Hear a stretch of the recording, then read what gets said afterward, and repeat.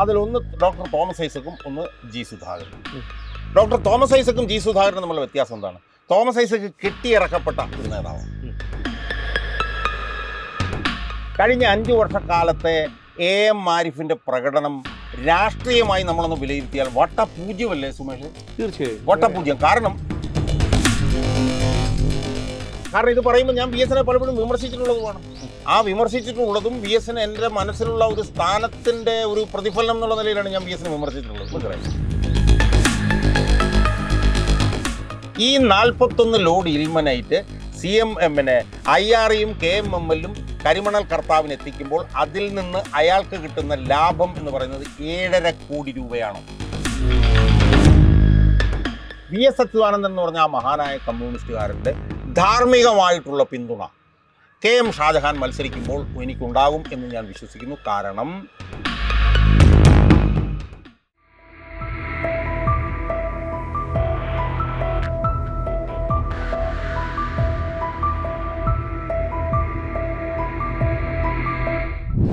G Sudhakaran ആലപ്പുഴയിലെ പ്രമുഖനായ CPM നേതാവാണ്. അദ്ദേഹത്തെ ഇപ്പോൾ ഒതുക്കി ഒരു മൂലക്കിട്ടിരിക്കുന്ന കാഴ്ചയാണ് നമ്മൾ കാണുന്നത്. അത് പലരെയും, അതായത് പ്രസ്ഥാനത്തെയും ചെങ്കൊടിയെയും നെഞ്ചോട് ചേർക്കുന്ന പലരെയും ഒരു അസ്വസ്ഥപ്പെടുത്തുന്ന ഒരു കാര്യം കൂടിയാണ്.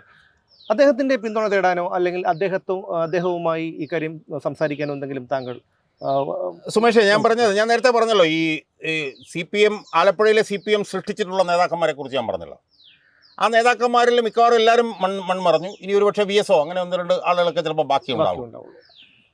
2ാം നിരയിൽ നമ്മൾ നോക്കിയാൽ ആലപ്പുഴ ജില്ലയിൽ നിന്ന് ഉയർന്നു വന്ന 2 പ്രധാനപ്പെട്ട CPM നേതാക്കന്മാരുണ്ട്. അതിലൊന്ന് ഡോക്ടർ തോമസ് ഐസക്കും, ഒന്ന് ജി സുധാകരനും. ഡോക്ടർ തോമസ് ഐസക്കും ജി സുധാകരനും തമ്മിലുള്ള വ്യത്യാസം എന്താണ്? തോമസ് ഐസക്ക് കെട്ടിയിറക്കപ്പെട്ട ഒരു നേതാവാണ്. ബുദ്ധിജീവിയായി സാമ്പത്തിക വിദഗ്ധനായി വന്ന് ഈ പാർട്ടിയിൽ മുകളിൽ നിന്ന് ലാൻഡ് ചെയ്തിട്ട് പിന്നെ മന്ത്രിയും MLA-യും ഇതൊക്കെ ആയ ഒരാൾ. പക്ഷേ ജി സുധാകരൻ എന്ന് പറഞ്ഞ ആളതല്ല. ജി സുധാകരൻ തൻ്റെ രാഷ്ട്രീയ പ്രവർത്തനത്തിൻ്റെ തുടക്കം മുതൽ തന്നെ ആലപ്പുഴയിലെ ഡൗൺ ട്രോഡനായിട്ടുള്ള പാർട്ടി പ്രവർത്തകരുടെ കൂടെ നിന്ന് അവരുടെ ദുഃഖങ്ങളും സന്തോഷങ്ങളും അറിഞ്ഞ് അവരോടൊപ്പം തോളോട് തോൾ ചേർന്ന് ഒരു മെയ്യായി നിന്ന് പ്രവർത്തിച്ച് ഉയർന്നു വന്ന ഒരു നേതാവാണ് ജി സുധാകരൻ. ജി സുധാകരൻ്റെ സഹോദരൻ ഭുവനേന്ദ്രൻ ആണ് രക്തസാക്ഷി പോലുമായി. അപ്പോൾ അങ്ങനെയുള്ള ഒരു ലബ്ധപ്രതിഷ്ഠനായിട്ടുള്ള നേതാവാണ് ജി സുധാകരൻ. ജി സുധാകരൻ 10 വർഷക്കാലം മന്ത്രിയായിരുന്നു. സഹകരണ വകുപ്പും പൊതുമരാമത്ത് വകുപ്പും ഒക്കെ കൈകാര്യം ചെയ്തിട്ടുള്ള മന്ത്രിയായിരുന്നു. ഒരു തരത്തിലുള്ള അഴിമതി ആരോപണങ്ങളും ജി സുധാകരനെ കുറിച്ചിട്ട് കേട്ടിട്ടില്ല. ജി സുധാകരൻ ഇന്ന് തഴയപ്പെടാനുള്ള കാരണം എന്താ? ജി സുധാകരൻ തഴയപ്പെടാനുള്ള കാരണം ആലപ്പുഴ ജില്ലയിലെ ജീർണതയുടെ മൂർത്തിമദ്ഭവമായിട്ടുള്ള രാഷ്ട്രീയ നേതാക്കന്മാരെ പരസ്യമായി അവർക്കെതിരായിട്ടുള്ള നിലപാടെടുത്തു എന്നുള്ളതാണ്. ഇന്ന് യഥാർത്ഥത്തിൽ ആലപ്പുഴ ജില്ലയിലെ ജീർണിച്ച പാർട്ടിയുടെ നേതാവാരാണ്? സജി ചെറിയാനാണ്. സജി ചെറിയാനാണ് അവിടുത്തെ പാർട്ടിയുടെ ജീർണതയുടെ ഏറ്റവും പ്രധാനപ്പെട്ട മുഖം. ആ സജി ചെറിയാൻ ഉൾപ്പെടെയുള്ള നേതാക്കന്മാരെ, ജീർണിക്കുന്ന നേതാക്കന്മാരെ പല്ലിന്നൊക്കെ ഉപയോഗിച്ച് എതിർത്തു എന്നുള്ളത് കൊണ്ടാണ് CPM-ലെ ഏറ്റവും ലബ്ധപ്രതിഷ്ഠനായിട്ടുള്ള നേതാവായിട്ടുള്ള ജി സുധാകരൻ എന്ന മൂലയ്ക്ക് ഒതുക്കപ്പെട്ടിരിക്കുന്നത്. ഇന്ന് നമുക്കറിയാം, ഇന്ന് പിന്നെ സജി ചെറിയാൻ സെക്രട്ടേറിയറ്റിൽ ഇരിക്കുകയാണ്. അപ്പോൾ സജി ചെറിയാൻ്റെ 3 പെൺമക്കളുടെ കാര്യം എടുത്ത് നോക്കിക്കഴിഞ്ഞാൽ ഈ 3 പെൺമക്കളും യോഹന്നാൻ്റെ ബിലീവേഴ്സ് എന്ന് പറഞ്ഞിട്ടുള്ള പിന്നെ മെഡിക്കൽ കോളേജിൽ നിന്നാണ് പിന്നെ MBBS എടുത്തിട്ടുള്ളത്. മനസ്സിലായോ? സജി ചെറിയാനെ കുറിച്ച് ഉയർന്നു വന്നിട്ടുള്ള ആരോപണങ്ങൾ നമുക്കറിയാം. ഈ സജി ചെറിയാൻ്റെ നേതൃത്വത്തിലുള്ള ഈ നേതൃത്വം പൊളിറ്റിക്കൽ ക്രിമിനൽസ് ആണെന്ന് പരോക്ഷമായി പറഞ്ഞ ആളാണ് ജി സുധാകരൻ. സ്വാഭാവികമായും ജി സുധാകരനെ പോലെയുള്ള, ഞാൻ നേരത്തെ സൂചിപ്പിച്ച CK സദാശിവനെ പോലെയുള്ള പാർട്ടിയുടെ ജീർണതയ്ക്കെതിരെ പോരാടിക്കൊണ്ടിരിക്കുന്ന 10,000-കണക്കിന് ആളുകൾ, അവർ ജി സുധാകരൻ മുതൽ താഴെത്തട്ടിലുള്ള 10,000-കണക്കിന് ആളുകളുടെ എല്ലാം തന്നെ ധാർമ്മികമായിട്ടുള്ള പിന്തുണ അതേ കാര്യത്തിൽ. ഇപ്പം ഞാനും ജി സുധാകരനും തമ്മിലുള്ള താരതമ്യം എന്ന് പറഞ്ഞാൽ എന്താണ്? ജി സുധാകരനും പാർട്ടിയുടെ ജീർണതയ്ക്കെതിരെ സമരം ചെയ്യുന്നു, ഞാനും പാർട്ടിയുടെ ജീർണതയ്ക്കെതിരെ സമരം. ജി സുധാകരന് ചില പ്രത്യേക സാഹചര്യങ്ങളിൽ ഇപ്പോഴും പാർട്ടിക്കകത്ത് തുടരേണ്ടി വരുന്നു. എങ്കിൽ പോലും ഞങ്ങൾ രണ്ടുപേരും പാർട്ടിയുടെ ജീർണതയ്ക്കെതിരായിട്ടാണ് സമരം. അപ്പോൾ അങ്ങനെ ഒരു താതാത്മ്യം ഞങ്ങളിലുണ്ട്. അപ്പോൾ അതുകൊണ്ട് പാർട്ടിയുടെ ജീർണതയ്ക്കെതിരെ പോരാടുന്ന ഒരു കമ്മ്യൂണിസ്റ്റുകാരനാണ് ഞാൻ എന്നുള്ളത് കൊണ്ട് ജി സുധാകരൻ ഭൗതികമായി CPM-ൽ തുടരുമ്പോഴും മാനസികമായി CPM-ൻ്റെ ജീർണതയ്ക്കെതിരെ പോരാടുന്ന എന്നെ പിന്തുണയ്ക്കാൻ മാത്രമേ ജി സുധാകരന് കഴിയുള്ളൂ എന്നാണ് ഞാൻ വിശ്വസിക്കുന്നത്. അങ്ങനെ ആവാനാണ് സാധ്യത എന്നും ഞാൻ ഉറച്ചു വിശ്വസിക്കുന്നു. ഇപ്പോൾ നമ്മൾ നേരത്തെ ശോഭാ സുരേന്ദ്രനെ കുറിച്ച് സംസാരിച്ചിരുന്നു. അതുപോലെ തന്നെ അവിടുത്തെ സിറ്റിംഗ് MP ആയ AM ആരിഫിനെ താങ്കൾ എങ്ങനെ വിലയിരുത്തുന്നു, എങ്ങനെ കാണുന്നു? സുമേഷേ, കഴിഞ്ഞ തവണ നമുക്കറിയാം 2019 10,000 വോട്ടിന് ജയിച്ച ഒരു MP ആണ് AM ആരിഫ്. ആരിഫിനെ ഏറ്റവും തരം താണ നിലയിലാണ് ആലപ്പുഴയിലെ പിന്നെ വോട്ടർമാർ കാണുന്നത് എന്നാണ് ഞാൻ വിശ്വസിക്കുന്നത്. കാരണം ഇപ്പം എല്ലാ മണ്ഡലത്തിലും എല്ലാ എം പിമാരും കുറേ വികസന പ്രവർത്തനം നടത്തും. അതുപോലെ കുറേ വികസന പ്രവർത്തനങ്ങൾ ആരിഫും നടത്തിയിട്ടുണ്ട്. അത് ഇപ്പോൾ ആരിഫിനാണെങ്കിൽ പാർട്ടിയുടെ നേതൃത്വത്തിലാണ് നടക്കുക. പക്ഷേ ഇടതുപക്ഷത്ത് നിന്ന് ജയിച്ച ഒരേ ഒരു ലോക്സഭാ എം പി എന്നുള്ള നിലയിൽ കഴിഞ്ഞ 5 വർഷക്കാലത്തെ ആരിഫിൻ്റെ പ്രകടനം രാഷ്ട്രീയമായി നമ്മളൊന്ന് വിലയിരുത്തിയാൽ വട്ടപൂജ്യമല്ലേ സുമേഷ്? തീർച്ചയായും വട്ടപൂജ്യം. കാരണം പൊളിറ്റിക്കലായി അയാൾ എന്ത് ചെയ്തിട്ടുണ്ട്? ഇപ്പം മോഡി സർക്കാരിനെതിരായി ഉള്ള നിലപാടെടുക്കുക എന്നുള്ളതാണല്ലോ LDFൻ്റെ എം പി എന്നുള്ള നിലയിൽ അയാൾ ചെയ്തിട്ടുള്ളത്.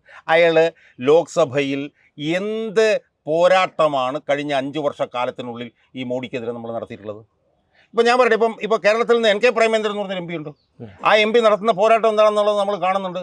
മനസ്സിലായോ? അത്രയൊന്നും നടത്തണ്ട. അതിൻ്റെ ഒരു 100% പോരാട്ടം നടത്താൻ പോലും ആരിഫിന് കഴിഞ്ഞിട്ടില്ല. ഒന്നാമത്തെ കാര്യം.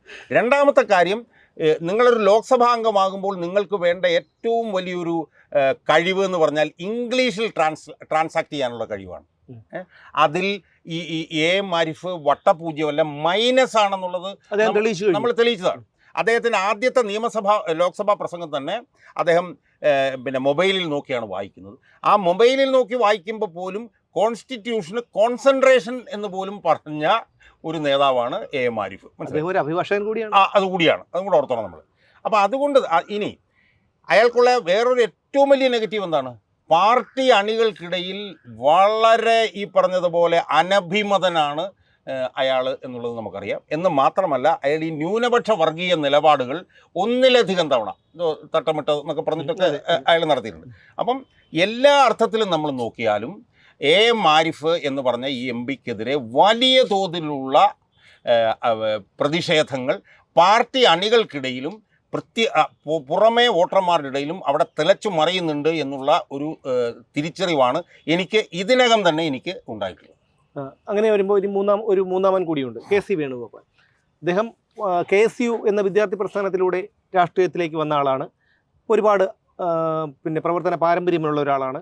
എങ്കിൽ പോലും എന്തെങ്കിലും അത്ഭുതങ്ങൾ സൃഷ്ടിക്കാൻ KC വേണുഗോപാലിന് കഴിയും എന്ന് താങ്കൾ കരുതുന്നുണ്ടോ? സുമേഷ്, എനിക്ക് ഏറ്റവും അവസാനമായിട്ട് അതുകൂടെ പറഞ്ഞു നമുക്ക് അവസാനിക്കും. അതായത് KC വേണുഗോപാൽ എന്തിനാണ് ആലപ്പുഴയിൽ മത്സരിക്കുന്നത് എന്നുള്ളൊരു ചോദ്യമാണ് ഞാൻ ആദ്യം ഉയർത്താൻ ഉദ്ദേശിക്കുന്നത്. കാരണം KC വേണുഗോപാലിനെ സംബന്ധിച്ചിടത്തോളം ആരാണ് അയാൾ ഇന്ത്യയിലെ രണ്ടാമത്തെ ഏറ്റവും വലിയ പാർട്ടിയുടെ ഏക സംഘടനാ ജനറൽ സെക്രട്ടറിയാണ്. അപ്പം ഈ രണ്ടാമത്തെ ഏറ്റവും പ്രധാനപ്പെട്ട പാർട്ടിയുടെ സംഘടനാ ജനറൽ സെക്രട്ടറി എന്ന് പറയുമ്പോൾ ആ സംഘടനാ ജനറൽ സെക്രട്ടറിയുടെ ഏറ്റവും പ്രധാനപ്പെട്ട ചുമതല എന്ന് പറഞ്ഞാൽ എന്താ? മത്സരിക്കലല്ല. എല്ലാ സംസ്ഥാനങ്ങളിലും പോയി ഈ സംസ്ഥാനങ്ങളിലെല്ലാമുള്ള കോൺഗ്രസിൻ്റെ പ്രകടനം വിലയിരുത്തി അതിൻ്റെ സംഘടനാപരമായിട്ടുള്ള നേതൃത്വം കൊടുക്കുക എന്നുള്ളതാണ് KC വേണുഗോപാലിൻ്റെ ഏറ്റവും പ്രധാനപ്പെട്ട ചുമതല. ഇനി KC വേണുഗോപാലിനെ സംബന്ധിച്ചിടത്തോളം അയാൾ ഇതിനു മുമ്പും കേന്ദ്ര സഹമന്ത്രിയൊക്കെ ആയിട്ട് ഇരുന്നിട്ടുള്ളതാണ്. ആലപ്പുഴയിൽ നിന്ന് തന്നെ 2 പ്രാവശ്യം ജയിച്ചിട്ടുള്ളതാണ്. മനസ്സിലായോ?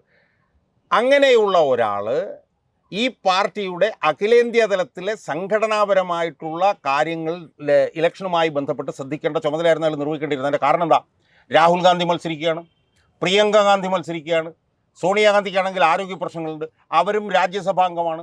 സ്വാഭാവികമായും ഈ ഒരു കോർഡിനേഷൻ വർക്കിന് നേതൃത്വം കൊടുക്കേണ്ടിയിരുന്ന അയാൾ അധികാര ഭ്രാന്ത് മൂത്താണ് ഈ തവണ മത്സരിക്കുന്നത് എന്നുള്ളതിന് ഒരു ഉദാഹരണം കൂടി ഞാൻ പറയാം. അത് ഒന്നല്ല 2 പറയാം. ഒന്ന്, രാഹുൽ ഗാന്ധി എന്ന് പറഞ്ഞ ദേശീയ നേതാവ് കേരളത്തിൽ മത്സരിക്കുന്നുണ്ട്. അപ്പോൾ വേറൊരു ദേശീയ നേതാവ് കേരളത്തിൽ വീണ്ടും മത്സരിക്കേണ്ട കാര്യമില്ല. രണ്ടാമത്തെ ഏറ്റവും പ്രധാനപ്പെട്ട പ്രശ്നം എന്താണ്? അയാൾ രാജസ്ഥാനിൽ നിന്നുള്ള MP ആണ്. അയാൾക്കിനി അവിടെ 2 വർഷം കൂടെ ബാക്കിയുണ്ട്.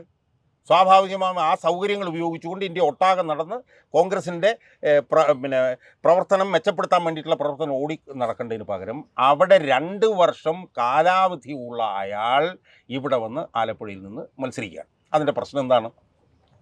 അയാൾ ഇവിടെ നിന്ന് ജയിച്ചു എന്ന് വിചാരിക്കുക. അയാൾ ഇവിടെ നിന്ന് ജയിച്ചു കഴിഞ്ഞ് കഴിഞ്ഞാൽ ആ രാജ്യസഭാ സീറ്റ് ഒഴിവ് വരും. ആ രാജ്യസഭാ സീറ്റ് ഒഴിവ് വരുമ്പോൾ ഇപ്പോൾ രാജസ്ഥാനിൽ ഭൂരിപക്ഷം ഉള്ളത് BJP ആയതുകൊണ്ട് BJPക്ക് ആ സീറ്റ് കിട്ടും.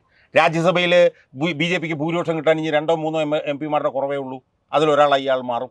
മനസ്സിലായി? അപ്പോൾ ഫലത്തിൽ അയാളുടെ ഇവിടുത്തെ ജയം സഹായിക്കാൻ സാധ്യതകൾ BJP ആണ്. ഇനി ഒരു പ്രധാനപ്പെട്ട കാര്യം കൂടെ ഞാൻ പറയാം. അവിടുത്തെ കോൺഗ്രസ് പ്രവർത്തകരുമായി ബന്ധം. ഇപ്പോൾ 2-3 വർഷങ്ങൾക്ക് മുമ്പാണ് പുതിയ നേതൃത്വം വന്നത് കേരളത്തിൽ, സുധാകരൻ്റെയും പിന്നെ സതീശൻ്റെയും നേതൃത്വമുള്ള. ആ നേതൃത്വത്തിന് വേണ്ടിയിട്ട് അവിടെ ഇരുന്ന് ചരട് വലിക്കുകയും ആ നേതൃത്വത്തിന് വേണ്ടിയിട്ട് കേന്ദ്രത്തിലിരുന്ന് ഗ്രൂപ്പ് പ്രവർത്തനം നടത്തുക എന്നുള്ളതായിരുന്നു ഈ കെ സി വേണുഗോപാലിൻ്റെ പ്രധാനപ്പെട്ട ഒരു ജോലി. അവിടെയുള്ള അയാളുടെ അധികാരം ഉപയോഗിച്ചുകൊണ്ട് അയാളുടെ ഇവിടെയുള്ള ക്ലൗട്ട് സ്പേസ് വർദ്ധിപ്പിക്കുക എന്നുള്ളത്. ഇവിടുത്തെ കോൺഗ്രസ് പ്രവർത്തകർ അടിമുടി കെ സി വേണുഗോപാലിനെതിരാണെന്നാണ് എനിക്ക് മനസ്സിലാക്കാൻ കഴിയുന്നത്. കാരണം ഇവിടെയുള്ള പ്രധാനപ്പെട്ട പിന്നെ ചേരികൾ എന്ന് പറയുന്ന ഈ പറഞ്ഞ പോലെ പഴയ ഉള്ള ഉമ്മൻചാണ്ടിയുടെ ചേരിയും ചെന്നിത്തലയുടെ ചേരിയും ഉണ്ട്. അവരുടെ കൂടാണ് റാങ്ക് ആൻഡ് ഫയൽ ഭൂരിപക്ഷം നിൽക്കുന്നത്. ആ റാങ്ക് ആൻഡ് ഫയൽ എല്ലാം തന്നെ ഈ ചേരികളുടെ സ്വാധീനം കുറയ്ക്കാൻ വേണ്ടി ഇയാൾ നടത്തുന്ന മൂന്നാംകിട നിലപാടുകൾക്ക് എതിരാണ് കേരളത്തിലെ റാങ്ക് ആൻഡ് ഫയൽ. അപ്പോൾ ആലപ്പുഴയിൽ നിന്ന് എനിക്ക് കിട്ടുന്ന മെസ്സേജ് എന്താണെന്നറിയോ? കെ സി വേണുഗോപാലിനെ തോൽപ്പിക്കൂ, കോൺഗ്രസിനെ രക്ഷിക്കൂ എന്നുള്ള മുദ്രാവാക്യം ഞാൻ ഉയർത്തണം എന്ന് കോൺഗ്രസ്സുകാർ തന്നെ ആഗ്രഹിക്കുന്ന ഒരു സാഹചര്യം അവിടെ നിലനിൽക്കുന്നുണ്ട്. പിന്നെ എന്താണ് കെ സി വേണുഗോപാലിന് പിന്നെ ആലപ്പുഴയിൽ പറയാനുള്ള കാര്യം എനിക്ക് മനസ്സിലാവുന്നില്ല. അയാളൊരു പാർട്ടിയുടെ ദേശീയ ജനറൽ സെക്രട്ടറിയാണ്. അത് പറഞ്ഞു കഴിഞ്ഞാൽ വോട്ട് കിട്ടുമോ? അല്ല, അത് പറഞ്ഞാൽ ഇവിടെ പറ്റുമോ എന്ന് മാത്രമല്ല, അയാൾ ജയിച്ചു എന്ന് തന്നെ വിചാരിക്കട്ടെ, അയാൾ കോൺഗ്രസിൻ്റെ ദേശീയ ജനറൽ സെക്രട്ടറി അല്ലേ, മണ്ഡലത്തിൽ നിന്ന് പ്രവർത്തിക്കാൻ അയാൾക്ക് കഴിയില്ല. അപ്പോൾ അതുകൊണ്ട് തന്നെ അയാൾക്കും ഈ പറഞ്ഞതുപോലത്തെ വലിയ തോതിലുള്ള പ്രശ്നങ്ങൾ പിന്നെ കോൺഗ്രസ് റാങ്ക് ആൻഡ് ഫയലിൻ്റെ ഇടയിൽ നിന്ന് ഉണ്ട്. അതേസമയം CPM നിന്നുള്ള അസ്വസ്ഥരുടെ വോട്ടുകൾ എനിക്ക് കൂടുതൽ കിട്ടാനാണ് സാധ്യത എന്നാണ് ഞാൻ അവകാശപ്പെടുന്നത്. ഇനി അവസാനമായി ഞാൻ എൻ്റെ ഒരു അവകാശവാദം കൂടി എനിക്ക് പറയാനുള്ളത്, കേരളത്തിലെ കമ്മ്യൂണിസ്റ്റ് പാർട്ടിയുടെ എല്ലാ കാലത്തെയും ഏറ്റവും വലിയ ലെജൻഡറി ലീഡറായിരുന്ന മഹാനായിരുന്ന VS അച്യുതാനന്ദൻ്റെ ഏറ്റവും പ്രധാനപ്പെട്ട ശിഷ്യൻ ഞാനാണ് എന്ന് ഞാൻ അവകാശപ്പെടുന്നു. കാരണം ഇത് പറയുമ്പോൾ ഞാൻ VSനെ പലപ്പോഴും വിമർശിച്ചിട്ടുള്ളതുമാണ്. ആ വിമർശിച്ചിട്ടുള്ളതും VSന് എൻ്റെ മനസ്സിലുള്ള ഒരു സ്ഥാനത്തിൻ്റെ ഒരു പ്രതിഫലനം എന്നുള്ള നിലയിലാണ് ഞാൻ VSനെ വിമർശിച്ചിട്ടുള്ളത്. മനസ്സിലായോ? എന്ന് മാത്രമല്ല, VS ഞാനും തമ്മിൽ ഒരു താരതമ്യവും ഇല്ലെങ്കിൽ പോലും ഞാൻ നേരത്തെ സൂചിപ്പിച്ചതുപോലെ VS പോയ പാതയിലൂടെയാണ് ഞാനും സഞ്ചരിച്ചുകൊണ്ടിരിക്കുന്നത്. ഇപ്പോൾ കഴിഞ്ഞ 2-2.5 വർഷത്തിനിടയിൽ തന്നെ ഏതാണ്ട് ഒരു ഡസനിലധികം പൊതുപ്രശ്നങ്ങളിൽ ഇടപെടാൻ എനിക്ക് കഴിഞ്ഞിട്ടുണ്ട്. അതെല്ലാം വിജയിപ്പിക്കാനും കഴിഞ്ഞിട്ടുണ്ട്. അതിൽ പലതും വിജയിപ്പിക്കാനും കഴിഞ്ഞിട്ടുണ്ട്. ഇവിടുത്തെ പ്രതിപക്ഷ നേതാക്കളുടെ VD സതീശൻ ഒരു പൊതുപ്രശ്നങ്ങളിലും പുറത്തു പോയി ഇറങ്ങിയിട്ടുള്ളതായിട്ട് എനിക്ക് കഴിയുന്നില്ല. അപ്പോൾ അതുകൊണ്ട് VS ഞാനും തമ്മിലൊരു താരതമ്യമില്ലെങ്കിൽ പോലും VS വെട്ടിത്തെളിച്ച പാതയിലൂടെ വിട്ടുവീഴ്ചയില്ലാതെ വെച്ചാൽ VSൻ്റെ പ്രവർത്തനത്തിൻ്റെ ഏറ്റവും പ്രധാനപ്പെട്ട ഭാഗം അതായിരുന്നല്ലോ, വിട്ടുവീഴ്ചയില്ലാതെ അചഞ്ചലമായി അൺകോംപ്രമൈസിങ്ങും അണ്ടർലെൻഡിങ്ങുമായി. അങ്ങനെ അൺകോംപ്രമൈസിങ്ങും അണ്ടർലെൻഡിങ്ങുമായി ഒരുപാട് വ്യക്തിഗത ദുരിതങ്ങൾ അനുഭവിക്കേണ്ടി വന്നെങ്കിലും മുന്നോട്ട് പോകാൻ ശ്രമിച്ചിട്ടുള്ള ഒരാളാണ് ഞാൻ എന്നുള്ള നിലയിൽ എനിക്ക് പിന്നെ VSൻ്റെ ശിഷ്യൻ എന്നുള്ള ഒരു അഡ്വാൻറ്റേജും കൂടി അവിടെ കിട്ടും എന്ന് ഞാൻ വിശ്വസിക്കുന്നു. ഇനി 2 കാര്യം കൂടെ ചെറുതായിട്ട് പറഞ്ഞ് ഞാൻ അവസാനിപ്പിക്കും. ഒന്ന്, ഞാൻ എൻ്റെ കമ്മ്യൂണിസ്റ്റ് പാരമ്പര്യത്തെക്കുറിച്ച് ഞാൻ യഥാർത്ഥത്തിൽ അവകാശപ്പെടുന്നത് എന്താണെന്നറിയോ സുമേഷ്? ഞാൻ അവകാശപ്പെടുന്നത് ആലപ്പുഴയുടെ മകൻ ഞാനാണെന്ന് ആണ് ഞാൻ അവകാശം. എന്തുകൊണ്ടാണത്? കാരണം ആലപ്പുഴയുടെ കമ്മ്യൂണിസ്റ്റ് പാരമ്പര്യം ഏറ്റവും കൂടുതൽ സ്വാംശീകരിക്കുന്ന ഒരാൾ ഞാനാണ് ഈ 3 സ്ഥാനാർത്ഥികളിൽ നിന്നാണ് ഞാൻ പറയുന്നത്. ഇപ്പോൾ ആരിഫൊക്കെ വന്നത് ഇന്നലെ മിനിഞ്ഞാന്നുമാണ് ആരിഫ് രാഷ്ട്രീയത്തിലേക്ക് വന്നിട്ടുള്ളത്, കമ്മ്യൂണിസ്റ്റ് രാഷ്ട്രീയത്തിലേക്ക്. ഞാൻ 3 തലമുറയായിട്ട് കമ്മ്യൂണിസ്റ്റുകാരനാണ്. CG സദാശിവൻ എന്ന് പറഞ്ഞാൽ എൻ്റെ അമ്മയുടെ ചേട്ടൻ 957 MLA ആയിരുന്നു. അന്ന് ഞാനത് വേറൊരു അഭിമുഖത്തിലും പറഞ്ഞു. ചിറ്റയിൽ എന്ന് പറഞ്ഞാൽ ഞങ്ങളുടെ തറവാടുണ്ട്, അവിടെ വലിയ പേരുകെട്ട തറവാട്. ആ തറവാട്ടിൽ പോലീസ് റെയ്ഡ്, പുന്നപ്ര വയലാർ സമരം നടക്കുമ്പോഴത്തേക്കും പോലീസ് റെയ്ഡ് നടക്കും എന്ന് പറഞ്ഞുകൊണ്ട് ഞങ്ങളുടെ വീട്ടിലുള്ള മുഴുവൻ ഈ പറഞ്ഞ പോലെ പാത്രങ്ങളും അതും ഇതുമൊക്കെ അപ്പുറത്ത് വടക്കുള്ള ഒരു കുളത്തിൽ കൊണ്ടുവന്ന് ഇട്ടിട്ട് അവിടെ എൻ്റെ അപ്പൂപ്പനും അമ്മൂമ്മയൊക്കെ കാത്തിരിക്കും അവിടുന്ന് എവിടെയെങ്കിലും മാറിപ്പോകാനായിട്ട്. കാരണം റെയ്ഡ് നടക്കുന്നുള്ള പോലീസുകാർ തന്നെ ചോർത്തി തരും. അപ്പോൾ അത്തരത്തിൽ വലിയ കമ്മ്യൂണിസ്റ്റ് പാരമ്പര്യമുള്ള CG സദാശിവൻ എൻ്റെ അമ്മയുടെ ചേട്ടനായിരുന്നു. എൻ്റെ അച്ഛൻ ആരായിരുന്നു? എൻ്റെ അച്ഛൻ KB മുഹമ്മദ് അലി ചങ്ങനാശ്ശേരിയിലെ ആദ്യത്തെ കമ്മ്യൂണിസ്റ്റുകാരനായിരുന്നു. 24 വയസ്സിൽ PKV തിരുവല്ല ലോക്സഭാ മണ്ഡലത്തിൽ നിന്ന് മത്സരിക്കുമ്പോൾ PKVയുടെ ചീഫ് ഇലക്ഷൻ ഏജൻ്റായിരുന്നു എൻ്റെ അച്ഛൻ. ഞാൻ വേറൊരു ഇൻ്റർവ്യൂവിൽ പറഞ്ഞു. അന്ന് അച്ഛൻ ബാപ്പുകുഞ്ഞെന്ന് പറയുന്ന അവിടുത്തെ വലിയൊരു ചുരുട്ട് കച്ചവടക്കാരനായിരുന്നു. അന്ന് കാറുണ്ടായിരുന്നു എൻ്റെ അച്ഛൻ. ഇലക്ഷൻ കഴിഞ്ഞപ്പോൾ കാർ കാണാനില്ല. കാരണം എന്താ? ഇലക്ഷൻ വന്നപ്പോൾ കാർ വിറ്റിട്ട് പോകും. CPMIൽ മെമ്പർഷിപ്പ് എടുത്തുകൊണ്ട് വീട് വിട്ടിറങ്ങിയ വലിയ ലക്ഷപ്രഭുവായിരുന്ന ഒരാളുടെ വീട് വിട്ടിറങ്ങിയ പിന്നെ ഒരാളായിരുന്നു എൻ്റെ അച്ഛൻ ചങ്ങനാശ്ശേരിയിലെ അകത്ത്. അപ്പം 3ാമത്തെ കമ്മ്യൂണിസ്റ്റുകാരനാണ്. പിന്നെ എനിക്ക് വേറൊരു ബന്ധം കൂടെ വേണമെങ്കിൽ പറയാവുന്നത്, എൻ്റെ അച്ഛൻ്റെ ഏറ്റവും ഇളയ സഹോദരനാണ് B. ഇക്ബാൽ ചങ്ങനാശ്ശേരിയിൽ നിന്ന് മത്സരിക്കും. Doctor B. ഇക്ബാൽ. അദ്ദേഹം ഇപ്പോൾ ഈ ജീർണിച്ച CPMൻ്റെ കൂടെയാണ് നിൽക്കുന്നത് എന്നുള്ളത് ഖേദകരമാണെങ്കിൽ പോലും അങ്ങനെ ഒരു കമ്മ്യൂണിസ്റ്റ് ബന്ധവും കൂടി, കാരണം ഞാനത് പറയാതിരിക്കും ചെയ്യില്ല. അപ്പോൾ അതുകൊണ്ട് കമ്മ്യൂണിസ്റ്റ് പാരമ്പര്യത്തിൻ്റെ കാര്യത്തിൽ ഞാൻ ആലപ്പുഴയുടെ മകൻ എന്ന് ഞാൻ അവകാശപ്പെടുന്നു. അച്യുതാനന്ദൻ്റെ ദത്തുപുത്രൻ എന്ന് ഞാൻ അവകാശപ്പെടുന്നു. ഇനി അവസാനമായി എനിക്ക് പറയാനുള്ളത്, ഞാൻ ലോക്സഭയിലേക്ക് പോകുമ്പോൾ എൻ്റെ വിദ്യാഭ്യാസ യോഗ്യതകളും പ്രധാനമാണ്. അതുകൂടി ഒന്ന് പറയാം. ഇംഗ്ലീഷിൽ എങ്ങനെ ട്രാൻസാക്ട് ചെയ്യാൻ കഴിയുന്നു എന്നുള്ളത് പ്രധാനം. അവിടെയാണ് എനിക്ക് പിന്നെ ശാസ്ത്രത്തിൽ ഫിഷറീസിൽ പോസ്റ്റ് ഗ്രാജുവേഷൻ കൊച്ചിൻ യൂണിവേഴ്സിറ്റിയിൽ നിന്ന് ഫസ്റ്റ് ക്ലാസ്, എനിക്ക് ജവഹർലാൽ യൂണിവേഴ്സിറ്റിയിൽ നിന്ന് ഇക്കണോമിക്സിൽ ഫിഷറീസ് ഇക്കണോമിക്സിൽ എംഫിൽ ഫസ്റ്റ് ക്ലാസ്, എനിക്ക് തിരുവനന്തപുരത്തെ ലെജൻഡറി ആയിട്ടുള്ള ലോ കോളേജിൽ നിന്ന് LLBയും ഫസ്റ്റ് ക്ലാസ്. അപ്പം ശാസ്ത്രത്തിലും സാമ്പത്തിക ശാസ്ത്രത്തിലും നിയമത്തിലും ഉന്നത യോഗ്യതകളുള്ള ഒരാൾ. ഇതിലുപരി ഇംഗ്ലീഷ് ഭാഷ വളരെ അനായാസം കൈകാര്യം ചെയ്യുന്ന ഒരാൾ കൂടിയാണ് താങ്കൾ. അതെ. അപ്പോൾ അതുകൊണ്ട് അത് എന്ന് മാത്രമല്ല, ഞാൻ ഇംഗ്ലീഷിൽ പുസ്തകം എഴുതിയിട്ടുണ്ട്. ഇന്ത്യയിലെ 25 കോടതികളിലെ 625 ഹൈക്കോടതി ജഡ്ജിമാരെ കുറിച്ചിട്ട് ഇന്ത്യയിലെ തന്നെ ഏറ്റവും പ്രധാനപ്പെട്ട ഒരു പ്രസിദ്ധീകരണശാലയായിട്ടുള്ള തോംസൺ റോയിറ്റേഴ്സ് പ്രസിദ്ധീകരിച്ചിട്ടുള്ള judges of the high courts of India a quantitative analysis എന്ന് പറഞ്ഞുകൊണ്ട് ഹൈക്കോർട്ട് ജഡ്ജസിനെ കുറിച്ചിട്ടുള്ള ഇന്ത്യയിലെ ഏക ക്വാണ്ടിറ്റേറ്റീവ് അനാലിസിസിൻ്റെ 235 പേജുള്ള പുസ്തകം ഞാൻ പ്രസിദ്ധീകരിച്ചിട്ടുണ്ട്.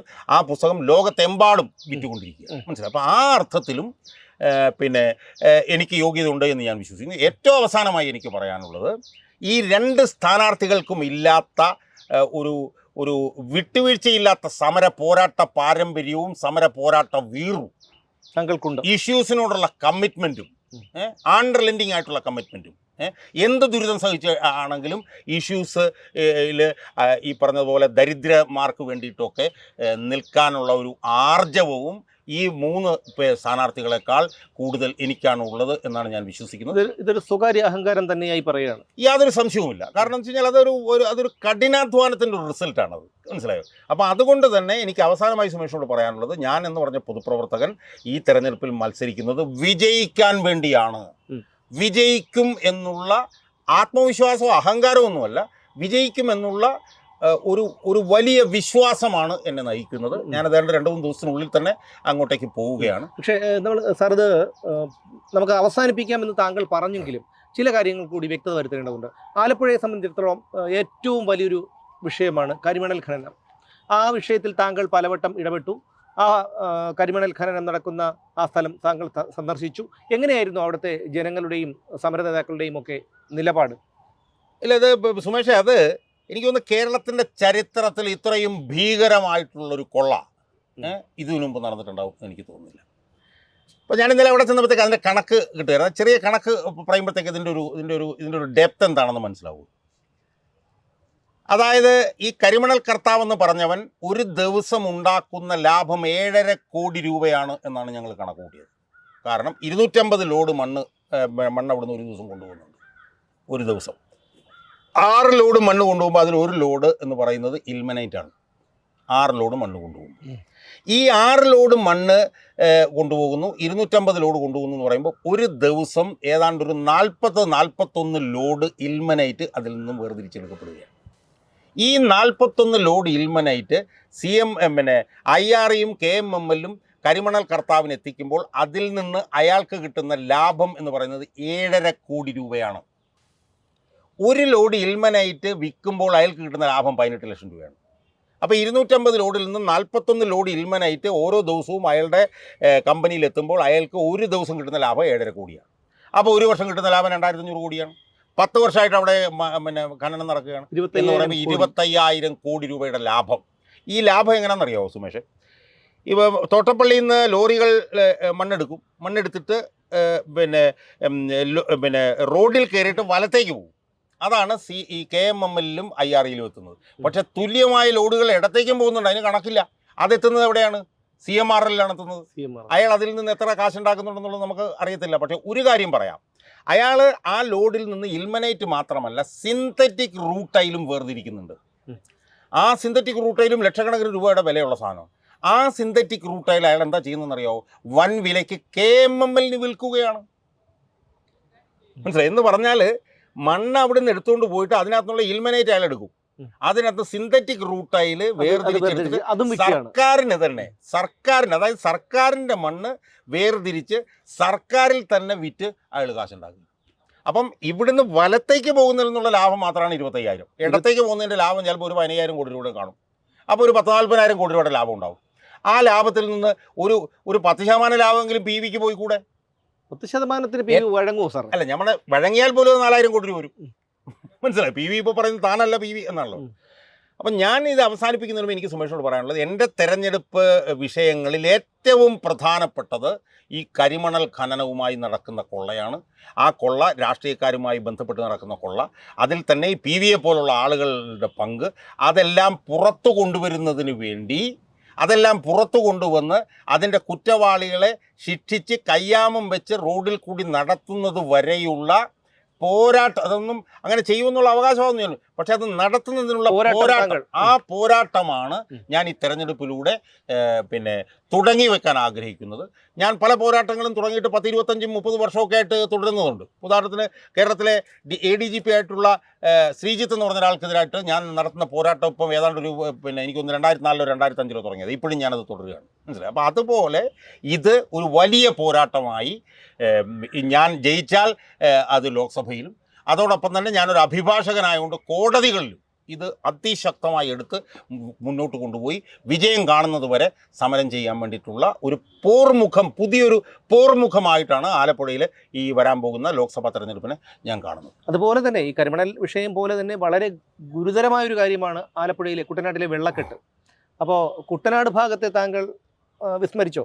അല്ല, കുട്ടനാടിൻ്റെ ഒരു പ്രശ്നം എന്താണെന്ന് വെച്ചാൽ കുട്ടനാടും സുപ്രധാനമായിട്ടുള്ളൊരു വിഷയമാണെങ്കിൽ പോലും നിർഭാഗ്യവശാൽ കുട്ടനാട് ആലപ്പുഴ മണ്ഡലത്തിലല്ല, കുട്ടനാട് കിടക്കുന്നത് മാവേലിക്കര മണ്ഡലത്തിലാണ്. അതുകൊണ്ടാണ്, മനസ്സിലായോ? അല്ലെങ്കിൽ സുപ്രധാനമായിട്ടുള്ളൊരു വിഷയമായി, ഇതിന് സമമായിട്ടുള്ള വിഷയമായി കുട്ടനാടും വരുമായിരുന്നു. ഈ തോട്ടപ്പള്ളിയിലെ കരിമണൽ ഖനനം കുട്ടനാട്ടിലെയും ജനങ്ങളെയൊക്കെ വളരെ ദോഷകരമായി ബാധിക്കുന്നുണ്ട്. പക്ഷേ ഇപ്പം അത് നമ്മുടെ ഒരു മണ്ഡലത്തിലുള്ളതല്ല എന്നുള്ളത് കൊണ്ടാണ് അത് ഉയർത്തുന്നതിൽ എനിക്കൊരു പരിമിതിയുള്ളത്. അല്ലെങ്കിൽ അതും കൂടെ ഉയർത്തേണ്ടത് തന്നെയാണ്. ഇനി ഒരു കാര്യം കൂടി ചോദിച്ച് നമുക്ക് അവസാനിപ്പിക്കാം. കാരണം തെരഞ്ഞെടുപ്പിൽ മത്സരിക്കുമ്പോൾ ഏറ്റവും വലിയൊരു ഘടകമാണ് സാമ്പത്തികം, അല്ലേ? അതെ. രാഷ്ട്രീയ പാർട്ടികളെയും അല്ലെങ്കിൽ വലിയ സ്ഥാനാർത്ഥികളെയും സെലിബ്രിറ്റി സ്ഥാനാർത്ഥികളെയും ഒക്കെ സംബന്ധിച്ച് സാമ്പത്തികം ഒരു വിഷയമുള്ള കാര്യമല്ല. പക്ഷെ താങ്കളെ സംബന്ധിച്ചിടത്തോളം അങ്ങനെയല്ല. താങ്കൾക്കൊരു നിശ്ചിത വരുമാനമില്ല, നമുക്ക് വ്യക്തമായിട്ട് അറിയാവുന്നതാണ്. എങ്ങനെയാണ് താങ്കൾ ഇതിനെ തരണം ചെയ്യാൻ ഉദ്ദേശിക്കുന്നത്? സുമേഷ, ഞാൻ പറഞ്ഞല്ലോ, അതായത് ഒരുപാട് പരിമിതികളും വീഴ്ചകളും എനിക്കുണ്ട്. ആ പരിമിതികളും വീഴ്ചകളൊന്നും ഞാൻ വിചാരിച്ചാൽ പരിഹരിക്കാവുന്നതല്ല എന്നല്ല, വേണമെങ്കിൽ ഞാൻ വിചാരിച്ചാൽ പരിഹരിക്കാം. പക്ഷേ അത് പരിഹരിച്ചു കഴിഞ്ഞാൽ പിന്നെ ഞാനെന്ന് പറഞ്ഞ ആളുണ്ടാവില്ല. ഇല്ല, മനസ്സിലായോ? കാരണം ഏത് രാഷ്ട്രീയ പാർട്ടികൾ ചോദിക്കുന്നതിനേക്കാളും പൈസ ചിലപ്പം എനിക്ക് തെറ്റായ വഴി കൂടെ പോയാൽ എനിക്ക് വേണമെങ്കിൽ ഉണ്ടാക്കാൻ പറ്റും. പക്ഷേ എനിക്കത് ഉണ്ടാക്കിയാൽ പിന്നെ ഞാനില്ലല്ലോ. ഞാൻ ഉയർന്നു വന്നത് തന്നെ ചില നിലപാടുകളുടെ അടിസ്ഥാനത്തിൽ. ആ നിലപാടുകളിൽ താഴോട്ട് പോയി കഴിഞ്ഞാൽ പിന്നെ ഞാനില്ലല്ലോ. പക്ഷേ ഞാൻ മത്സരിക്കാൻ വേണ്ടിയിട്ട് ഇറങ്ങിയിരിക്കുകയാണ്. ഇപ്പോൾ 95 ലക്ഷം രൂപ അല്ലെങ്കിൽ 1 കോടിക്കടുത്താണ് ഒരു മണ്ഡലത്തിനും ചിലവഴിക്കുന്നത്. അതൊന്നും നമ്മളെ കൊണ്ട് ചിന്തിക്കാവുന്ന കാര്യങ്ങളല്ല. അതുകൊണ്ട് തന്നെയാണ് ഞാൻ ഈ തെരഞ്ഞെടുപ്പിൽ എനിക്ക് വോട്ട് ചെയ്ത് സഹായിക്കൽ മാത്രമല്ല, എനിക്ക് തെരഞ്ഞെടുപ്പ് പ്രവർത്തനങ്ങൾ മുന്നോട്ട് കൊണ്ടുപോകാനുള്ള സാമ്പത്തികവും കൂടി നൽകി എന്നെ സഹായിക്കണം എന്ന് ഞാൻ ജനങ്ങളോട് പറയുന്നു. ആലപ്പുഴയിലെ ജനങ്ങൾ വോട്ട് തരിക. ഇനി ആലപ്പുഴയിലെ ജനങ്ങൾ പൈസ തന്നില്ല, ആലപ്പുഴ ജനങ്ങൾ പൈസ തരരുതെന്ന് ഞാൻ പറയുന്നില്ല. കേരളത്തിൽ ഉള്ള ആളുകൾ, കേരളത്തിന് പുറത്തുള്ള ആളുകൾ, അവർക്കൊക്കെ തന്നെ എന്നെ ചെറുതും വലുതുമായ തുകകൾ തന്നെ എന്നെ സഹായിക്കാൻ പറ്റും. അപ്പോൾ അവരെ സംബന്ധിച്ചിടത്തോളം ഈ ദുഷിച്ച ഭരണകൂടത്തിനെതിരെയും ഈ 3 മുന്നണികളുടെ എന്തിനാണ് ഈ ഒന്നിപ്പിനെതിരെയും ഈ കേരളത്തെ ഇല്ലാതാക്കാൻ നടത്തുന്ന ശ്രമങ്ങൾക്കെതിരെയും പോരാടാൻ വേണ്ടിയിട്ട് ഞാൻ രംഗത്തിറങ്ങിയിരിക്കുകയാണ്. ടു ടേക്ക് അപ്പ് ദ കഡ്ഗൽസ് എന്നാണ് ഇംഗ്ലീഷിൽ പറയുന്നത്. മനസ്സിലായി? അങ്ങനെ ഞാൻ ഇറങ്ങിയിരിക്കുക. അങ്ങനെ ഇറങ്ങിയിരിക്കുന്ന എൻ്റെ ഈ പോരാട്ടത്തിൻ്റെ ഭാഗമായി എന്നെ വീഡിയോകളിലൂടെയും സോഷ്യൽ മീഡിയകളിലൂടെയൊക്കെ കേൾക്കുന്ന ജനങ്ങൾ എന്നെ സഹായിക്കും എന്ന് തന്നെയാണ് ഞാൻ വിശ്വസിക്കുന്നത്. അവരുടെ സഹായത്തിന് മേലാണ് ഞാൻ മത്സരിക്കാൻ ഇറങ്ങുന്നത്. അവരുടെ സഹായം എത്രയാണോ ആ സഹായത്തിനുള്ളിൽ ഒതുങ്ങി നിന്നുള്ള പോരാട്ടം എനിക്ക് നടത്താൻ പറ്റുള്ളൂ. പക്ഷേ പണത്തിനൊക്കെ അപ്പുറത്ത് ഒരുപാട് കാര്യങ്ങളുണ്ട് സുമേഷ്. ഇപ്പോൾ ഒന്ന് ആലോചിച്ച് നോക്കൂ. കേരളത്തിൽ എത്രയോ പ്രധാനപ്പെട്ട രാഷ്ട്രീയ പാർട്ടികളും എത്രയോ ലബ്ധപ്രതിഷ്ഠരായിട്ടുള്ള നേതാക്കന്മാരുമുണ്ട്. ആ നേതാക്കന്മാരെക്കാളെല്ലാം കൂടുതൽ സാമൂഹ്യ മാധ്യമ സാന്നിധ്യം എനിക്കല്ലേ കിട്ടിക്കൊണ്ടിരിക്കുന്നത്. എനിക്ക് എന്തുണ്ട്? എൻ്റെ പൈസയില്ല, എനിക്ക് പെൻഷനില്ല, എൻ്റെ ഭാര്യയ്ക്ക് ജോലിയില്ല, വരുമാനം തന്നെ കട്ടിച്ച് ഒക്കെ ആയിട്ടാണ് ഞാൻ മുന്നോട്ട് പോകുന്നത്. പക്ഷേ അങ്ങനെ മുന്നോട്ട് പോകുന്ന എനിക്ക് കേരളത്തിലെ പ്രതിപക്ഷ നേതാവിനേക്കാളും കേരളത്തിലെ KPCC പ്രസിഡന്റിനേക്കാളും കേരളത്തിലെ ഏത് CPM നേതാക്കന്മാരെക്കാളും സാമൂഹ്യ മാധ്യമത്തിൽ സാന്നിധ്യമുണ്ടെങ്കിൽ അതാണ് എൻ്റെ ഏറ്റവും വലിയ ആസ്തിയായിട്ട് ഞാൻ കണക്കാക്കുന്നത്. ഇന്നത്തെ സമകാലിക രാഷ്ട്രീയത്തിൽ ഏറ്റവും കൂടുതൽ സ്വാധീനം ചെലുത്തുന്നത് സാമൂഹ്യ മാധ്യമങ്ങളാണ്. ആ സാമൂഹ്യ മാധ്യമങ്ങളിൽ എനിക്കുള്ള സാന്നിധ്യം, ഉദാഹരണത്തിന് ഞാൻ കഴിഞ്ഞ 2-2.5 വർഷക്കാലത്തിനിടയിൽ എനിക്ക് വേണ്ട ഒരു 10,500ഓളം വീഡിയോകളുണ്ട് ഞാൻ ചെയ്തത് പല വിഷയങ്ങളിൽ, മനസ്സിലായി. അതിൽ നിന്നൊരു 3-4 വീതം റീലുകൾ നമ്മൾ എഡിറ്റ് ചെയ്തെടുക്കാൻ വേണ്ടിയിട്ട് ഉദ്ദേശിക്കുന്നുണ്ട്. അപ്പം 12,000-ഓളം 10,500ഓളം വീഡിയോകളിൽ നിന്ന് ഒരു 3-4 റീൽ എന്ന് പറഞ്ഞാൽ ഒരു 10,000-6,000-ഓളം റീലുകളും വരാൻ ഉള്ള സാധ്യത. അതിന് പോലും ചിലവുണ്ടല്ലോ, കാരണം ഈ ടെക്നീഷ്യന്മാർക്കൊക്കെ സാലറി കൊടുക്കണമല്ലോ. അല്ല, അത് ആ മിനിമം പണം എനിക്ക് ജനങ്ങൾ തരുമെന്ന് തന്നെയാണ് ഞാൻ വിശ്വസിക്കുന്നത്. അല്ലെങ്കിൽ അത് മാത്രമല്ല, ഈ പ്രചാരണത്തിന് ഒന്നും അല്ലെങ്കിൽ നമ്മൾ വോട്ടർമാരെടുത്ത് ചെല്ലേണ്ട ഒരു സാമാന്യ മര്യാദയുണ്ട്. അത് മാത്രമല്ല, ഈ ചെറിയ പോസ്റ്ററുകൾ എങ്ങനെയൊക്കെ നോക്കിയാലും ഈ സാർ പറയുന്നതിൻ്റെ ഒരു അല്ല സുമേഷ്, ഞാൻ പറഞ്ഞല്ലോ, ഞാൻ അതിൻ്റെ വ്യത്യസ്തമായിട്ട് ഞാൻ പറയാം. ഞങ്ങളിപ്പോൾ ഞങ്ങളുടെ ക്യാമ്പയിൻ ഒരു പോസ്റ്റർലെസ് ക്യാമ്പയിനായിട്ടാണ് ഞങ്ങൾ നടത്താൻ ഉദ്ദേശിക്കുന്നത്. ഞങ്ങൾക്ക് പോസ്റ്റർ ഉണ്ടാവില്ല. എന്ന് മാത്രമല്ല, പോസ്റ്റർ എന്നൊക്കെ പറയുന്നത് പരമ്പരാഗതമായിട്ടുള്ള ഒരു ചെട്ടവട്ടമാണെന്നും പോസ്റ്റർ ഒന്നും തെരഞ്ഞെടുപ്പിൻ്റെ വോട്ടിംഗ് പാറ്റേണിനെ കേരളത്തിൽ സ്വാധീനിക്കുന്നതേ ഇല്ല എന്നും വിശ്വസിക്കുന്ന ഒരാളാണ് ഞാൻ. എൻ്റെ അവകാശവാദമാണ്. അപ്പോൾ അതുകൊണ്ട് ഞങ്ങൾക്ക് പോസ്റ്റർ ഇല്ല. ഞങ്ങളുടെ ഏറ്റവും പ്രധാനപ്പെട്ട ആസ്തി എന്ന് പറഞ്ഞാൽ സാമൂഹ്യ മാധ്യമങ്ങളിലുള്ള ഞങ്ങളുടെ സ്വാധീനമാണ്. അതാണ് ഞങ്ങളുടെ ഏറ്റവും വലിയ ആസ്തി. അതായിരിക്കും ഞങ്ങളുടെ പ്രചരണത്തിൻ്റെ കുന്തമുന. അതൊന്നാമത്തെ കാര്യം. രണ്ടാമത്തെ കാര്യം എന്ന് പറയുന്നത് കോർണർ യോഗങ്ങളായിരിക്കും. എനിക്ക് അത്യാവശ്യം തെറ്റില്ലാത്ത രീതിയിൽ ആളുകളുമായി എനിക്ക് കമ്മ്യൂണിക്കേറ്റ് ചെയ്യാൻ കഴിയും എന്നാണ് ഞാൻ വിശ്വസിക്കുന്നത്. എൻ്റെ സുഹൃത്തുക്കളൊക്കെ അതാ പറയുന്നത്. അപ്പോൾ ദിവസം ഒരു 2-3 കോർണർ യോഗങ്ങൾ വെച്ചിട്ട് ഞങ്ങൾ നടത്താൻ ഉദ്ദേശിക്കുന്നുണ്ട്. അതുപോലെ തന്നെ എനിക്ക് വേണ്ടി അവിടെ പ്രവർത്തിക്കാൻ വരുന്ന ആക്ടിവിസ്റ്റുകളുണ്ട്. അവരെല്ലാവരും നല്ല പ്രാസംഗികരും നല്ല സംഘാടകരൊക്കെയാണ്. അവരുടെ ഒരു കൂട്ടായ്മയും ഞങ്ങൾ ഇതുമായി ബന്ധപ്പെട്ട് ഉണ്ടാക്കാൻ നോക്കുന്നുണ്ട്. അവരും എനിക്ക് വേണ്ടി പ്രസംഗിക്കാനായിട്ട് അവിടെ വരാം എന്ന് ഒരുപാട് ആളുകൾ സമ്മതിച്ചിട്ടുണ്ട്. അതുപോലെ തന്നെ എൻ്റെ പ്രസംഗം റെക്കോർഡ് ചെയ്ത് പിന്നെ ചെറിയ ചെറിയ ജംഗ്ഷനിൽ കൊണ്ടുപോയി കേൾപ്പിക്കുന്ന കാര്യവും എൻ്റെ വീഡിയോകൾ ഈ വീഡിയോ വാൾ വെച്ചിട്ട് കാണിക്കാൻ ഉള്ള ശ്രമങ്ങളൊക്കെ ഞങ്ങൾ നടത്തിക്കൊണ്ടിരിക്കുന്നു. അപ്പോൾ അതൊക്കെ തന്നെ എത്രത്തോളം ഫലപ്രദമാകും എന്നുള്ളത് ഇതിൻ്റെ പ്രവർത്തനത്തിന് വേണ്ടി എത്ര പണം ഞങ്ങൾക്ക് തരും എന്നുള്ള ഇതിൻ്റെ അടിസ്ഥാനത്തിലിരിക്കും. എന്തായാലും അടിസ്ഥാനപരമായി എനിക്കുള്ള ഏറ്റവും പ്രധാനപ്പെട്ട പിന്നെ ഒരു പഞ്ച് എന്ന് ഞാൻ കാണുന്നത് രാഷ്ട്രീയമായി ഏറ്റവും കൂടുതൽ വിഷയങ്ങൾ ഉന്നയിക്കുന്നത് ഞാനായിരിക്കുന്നു. ഇപ്പോൾ ഉദാഹരണത്തിന് എറണാകുളത്തുള്ളൊരു സീനിയർ നേതാവുണ്ട്. ആ സീനിയർ നേതാവ് പറയുന്നത് എന്താണ്, പിന്നെ മനസ്സിൽ ഹൈബി ഈട്, മനസ്സിൽ. അപ്പുറത്ത് വേറൊരു നേതാവ് പറയുന്നത് ഒപ്പമുണ്ട് എപ്പോഴും. ഇപ്പോൾ ആലപ്പുഴയിൽ ഞങ്ങൾ വന്നപ്പോൾ കാണുന്നതെന്ന് പറഞ്ഞാൽ അരികിലുണ്ട് AM ആരിഫ്. മനസ്സിലായി. ഇതൊരു കോളേജ് തെരഞ്ഞെടുപ്പിൻ്റെ ലെവലിലാണ് ഇപ്പോൾ തെരഞ്ഞെടുപ്പ് കൈകാര്യം ചെയ്തത്. അതിൽ നിന്ന് മാറി തീ പാർന്ന രാഷ്ട്രീയ വിഷയത്തിലേക്ക് ആലപ്പുഴ മണ്ഡലത്തിലെ പ്രവർത്തനം ഞാൻ ഏതാനും ദിവസത്തിനുള്ളിൽ മാറ്റും എന്നുള്ള കാര്യത്തിൽ യാതൊരു തർക്കവുമില്ല. അതിന് വലിയ പിന്തുണ എനിക്ക് കിട്ടുന്നത്. എനിക്ക് സത്യം പറഞ്ഞാൽ ഞാൻ ഇന്നലെയാണ് യഥാർത്ഥത്തിൽ ആദ്യമായി ആലപ്പുഴയിൽ ചെന്ന് ഇറങ്ങി നടക്കുന്നത്. അത്ഭുതകരമായിരുന്നു പ്രതികരണം എന്ന് പറയുന്നതിൽ എനിക്ക് വളരെയധികം അഭിമാനമുണ്ട്. ഞാൻ ചെയ്ത പൊളിറ്റിക്കൽ ആക്ടിവിറ്റിയും ഈ വീഡിയോ ഇതൊക്കെ തന്നെ ജനങ്ങളെ ഞാൻ വിചാരിച്ചതിനേക്കാൾ വലിയ തോതിൽ സ്വാധീനിച്ചിട്ടുണ്ട് എന്നുള്ളത് എനിക്ക് ഇന്നലെ ബോധ്യമായിട്ടുണ്ട്. അപ്പോൾ അതുകൊണ്ട് ആ ഒരു പ്ലാറ്റ്ഫോമിൽ നിന്നുകൊണ്ട്, ആ ഒരു കോൺഫിഡൻസിൽ നിന്നുകൊണ്ട് ഞാൻ 2 ദിവസത്തിനുള്ളിൽ പ്രവർത്തനങ്ങൾ മുന്നോട്ട് കൊണ്ടുപോകാനാണ് ഉദ്ദേശിക്കുന്നത്. അതുകൊണ്ട് പിന്നെ ഞാൻ പറഞ്ഞല്ലോ, എനിക്ക് വലിയ ആത്മവിശ്വാസത്തിലാണ് ഞാൻ മുന്നോട്ട് പോയിക്കൊണ്ടിരിക്കുന്നത്. പക്ഷേ അങ്ങനെ വരുമ്പോഴും നമ്മൾ ഒഴിവാക്കാൻ പറ്റാത്തൊരു ചോദ്യമായി ഞാനിതിനെ കാണുന്നു. കാരണം സഖാവ് VS ശിഷ്യനാണ് താങ്കളെന്ന് താങ്കൾ തന്നെ അവകാശവാദം അഭിമാനത്തോടു കൂടി ഉന്നയിക്കുന്നുണ്ട്. VSനെ തിരഞ്ഞെടുപ്പിന് മുൻപോ അല്ലെങ്കിൽ പ്രചാരണം തുടങ്ങുന്നതിന് മുൻപോ അദ്ദേഹത്തെ കാണണം എന്ന് താങ്കൾ ആഗ്രഹിക്കുന്നുണ്ടോ? കാണാനായി ശ്രമിക്കുന്നുണ്ടോ? കാണാനായി പോകുന്നുണ്ടോ? അല്ല സുമേഷ്, ഞാനതിന് ശ്രമിക്കില്ല എന്നാണ് എനിക്ക് പറയാനുള്ളത്. എന്തുകൊണ്ടാണ്? അതിൻ്റെ കാരണം എന്താണെന്ന് പറഞ്ഞാൽ, ഇന്നത്തെ ഒരു അവസ്ഥയിലുള്ള VSനെ കാണാൻ എനിക്ക് ആഗ്രഹമില്ല. കാരണം VSൻ്റെ പാർട്ടി ജീവിതത്തിലെ ഏറ്റവും ഉജ്ജ്വലമായ ഒരു കാലഘട്ടത്തിൽ VS ഏറ്റവും കൂടുതൽ സജീവമായി രാഷ്ട്രീയ പ്രവർത്തനത്തിൽ നിന്നിരുന്ന, VSന് പൊതുമണ്ഡലത്തിൽ ഏറ്റവും കൂടുതൽ വില കിട്ടിയിരുന്ന ഒരു കാലഘട്ടത്തിൽ VSൻ്റെ കൂടെ പ്രവർത്തിച്ച ഒരാളാണ് ഞാൻ. അങ്ങനെ പ്രവർത്തിച്ച് അങ്ങനത്തെ ഉള്ളൊരു VSനെ കണ്ട എനിക്ക് ഈ സ്ട്രോക്കൊക്കെ വന്ന് വളരെ ദുർബലാവസ്ഥയിലിരിക്കുന്ന ഒരു VSനെ കാണുന്നത് എനിക്കത് താങ്ങാൻ കഴിയത്തില്ല. അതുകൊണ്ട് തന്നെ VSനെ കാണണം എന്ന് ഞാൻ ആഗ്രഹിക്കുന്നില്ല. 2, ഇനി VSനെ കാണണമെന്ന് ആഗ്രഹിച്ചാൽ പോലും VSനെ ആരെയും കാണിക്കുന്നില്ല. ഇപ്പോൾ VS പുറത്തുനിന്ന് സന്ദർശകരെ സ്വീകരിക്കുന്നില്ല.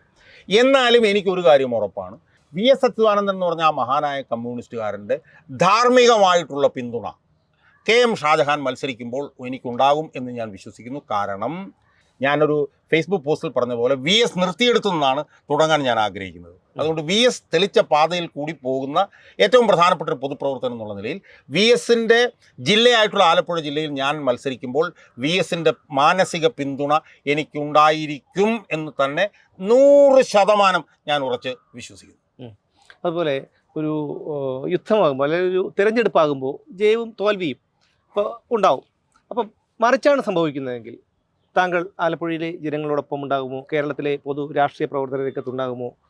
അല്ല, അത് സുമേഷ്, ഞാനൊരു കാര്യം പറയാം. അത് ഞാൻ നേരത്തെ പറയേണ്ടതായിരുന്നു, മറന്നുപോയത്. ഞാൻ വളരെ അപകടകരമായിട്ടുള്ളൊരു നിലയിലാണ് ഈ തെരഞ്ഞെടുപ്പിൽ മത്സരിക്കുന്നതെന്ന് എനിക്ക് ഉത്തമ ബോധ്യമുണ്ട്. അതിൻ്റെ കാരണം എന്താണെന്ന് വെച്ചാൽ, ടി.പി. ചന്ദ്രശേഖരൻ്റെ വധവുമായി ബന്ധപ്പെട്ടുകൊണ്ട് ഡിവിഷൻ ബെഞ്ചിൻ്റെ വിധി വന്നപ്പോൾ ടി.പി. ചന്ദ്രശേഖരനെ കൊല്ലാൻ 14 ഗൂഢാലോചനകൾ അവരതിനകത്ത് ലിസ്റ്റ് ചെയ്തിരുന്നു.